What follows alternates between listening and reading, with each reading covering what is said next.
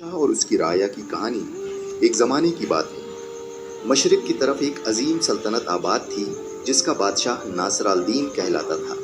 ناصر الدین اپنی عقل و فہم اور انصاف پسندی کے باعث دور دور تک مشہور تھا۔ اس کی سلطنت میں ہر قوم اور ہر طبقے کے لوگ رہتے تھے۔ بادشاہ کی ایک عادت یہ تھی کہ وہ کبھی کبھی اپنے درباری لباس اور تاج اتار کر عام کپڑوں میں شہر کی گلیوں میں نکلتا تاکہ رایا کی اصل حالت کو دیکھ سکے۔ وہ چاہتا تھا کہ لوگوں کی زبان سے حقیقت سن سکے، نہ کہ صرف وزیروں اور امیروں کی خوشامد۔ اس سلطنت میں ایک آدمی فقیر محمد رہتا تھا۔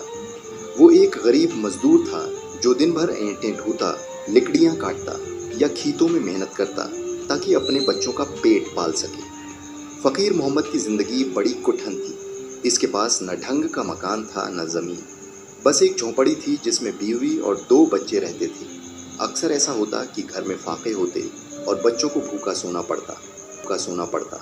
لیکن فقیر محمد کی خاص بات یہ تھی کہ وہ کبھی شکوہ نہ کرتا، ہمیشہ اللہ کا شکر ادا کرتا اور محنت پر یقین رکھتا۔ پہلا موڑ، بادشاہ کا بھیس بدلنا۔ ایک دن بادشاہ ناصر الدین نے سوچا کہ وہ رات کے وقت شہر کی گلیوں میں نکلے تاکہ جان سکے کہ اس کے رعایا کس حال میں ہے۔ اس نے سادہ کپڑے پہنے، ایک چھڑی ہاتھ میں لی اور محافظوں کے بغیر محل سے نکل گیا۔ گلیوں میں اندھیرا تھا اور دکانیں بند تھیں۔ وہ ایک کچی بستی کی طرف بڑھا تو اسے ایک جھونپڑی سے بچوں کے رونے کی آواز آئی۔ بادشاہ رکا اور غور سے سننے لگا۔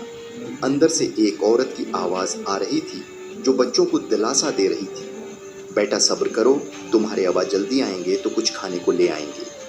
یہ سن کر بادشاہ کے دل پر چوٹ لگی۔ وہ آہستہ سے دروازے کے قریب ہوا۔ کچھ ہی دیر بعد ایک تھکا ہارا شخص آیا جس کے کپڑے پسینے اور مٹی سے بھرے تھے۔ اس کے ہاتھ میں صرف چند خشک روٹیاں تھیں۔ بچے ان روٹیوں پر ٹوٹ پڑے اور کھانے لگے۔ عورت کی آنکھوں میں آنسو تھے لیکن وہ مسکرا رہی تھی۔ یہ شخص اور کوئی نہیں بلکہ فقیر محمد تھا۔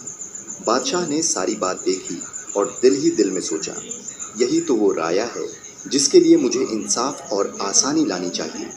دوسرا موڑ، ملاقات اگلے دن بادشاہ محل میں اپنے دربار کے ساتھ بیٹھا تھا۔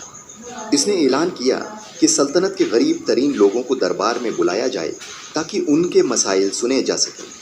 جب فقیر محمد دربار میں پہنچا تو اس کی حالت بڑی خستہ تھی۔ پرانے کپڑے، پیروں میں جوتے بھی نہ تھے۔ وہ بادشاہ کے سامنے ڈرا سہما کھڑا ہو گیا۔ بادشاہ نے اس سے پوچھا، بتاؤ اے شخص، تمہاری زندگی کیسی گزر رہی ہے؟ فقیر محمد نے سر جھکاتے ہوئے کہا، جہاں پناہ، زندگی مشکل ہے پر ہم محنت کرتے ہیں۔ کبھی پیٹ بھر جاتا ہے، کبھی خالی رہتا ہے۔ ہم بس دعا کرتے ہیں کہ ہمارے بچے بھوکے نہ سوئیں۔ بادشاہ نے مزید پوچھا، کیا تم بادشاہ یا حکومت کو برا بھلا کہتے ہو جب تمہیں بھوک لگتی ہے؟ فقیر محمد نے آنکھوں میں آنسو لیے جواب دیا، نہیں جہاں پناہ، میں تو اپنے نصیب پر شکر کرتا ہوں۔ اگر محنت نہ کروں تو قصور میرا ہے، بادشاہ کا نہیں۔ یہ سن کر بادشاہ حیران رہ گیا۔ وہ سوچنے لگا کہ اتنی مشکلات کے باوجود یہ شخص شکایت نہیں کرتا بلکہ صبر اور شکر کرتا ہے۔ تیسرا موڑ، انعام یا امتحان۔ بادشاہ نے فیصلہ کیا کہ وہ فقیر محمد کو پرکھے گا۔ اس نے اسے کچھ سونے کے سکے دلوائے اور کہا، یہ لو، اپنی زندگی آسان بنا لو۔ فقیر محمد نے وہ سکے ہاتھ میں لیے مگر فوراً واپس کر دیے اور بولا، جہاں پناہ، اگر یہ میرا حق ہے تو میں ضرور لوں گا، لیکن اگر یہ انعام ہے تو میں نہیں لوں گا، کیونکہ میں اپنی محنت سے کھانا چاہتا ہوں، بھیک سے نہیں۔ یہ سن کر دربار میں سناٹا چھا گیا۔ وزراء بھی حیران تھے۔ بادشاہ نے مسکرا کر کہا، اے فقیر محمد، تم نے اپنی باتوں سے ثابت کر دیا کہ تمہاری روح امیر ہے۔ تم جیسے لوگ ہی سلطنت کی اصل طاقت ہیں۔ میں تمہیں زمین کا ایک ٹکڑا عطا کرتا ہوں تاکہ تم اپنی محنت سے کھیتی کر کے خوشحال ہو سکو۔ فقیر محمد نے بادشاہ کے قدموں میں جھک کر شکر ادا کیا۔